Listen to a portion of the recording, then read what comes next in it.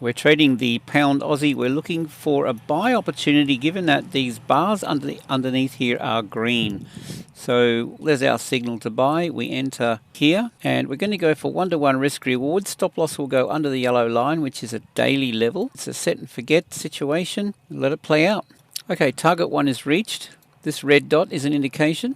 We can close 70% at target 1, and now we pull the stop loss up. We can exit when we see another red dot, or we see this trading into this level here. This is a white line indicating it's a monthly key level, so we could take partial profits at this level here. And if you still have a position open, we've got this orange line up here, which is a weekly. Okay, so we can take partial profits here as well. And I mean, you can see that this is an incredibly profitable trade. We just enjoy the ride basically. So this is scalping at its best. Gain access to the indicators and the alerts, tradingwithanthony.com. The link is below.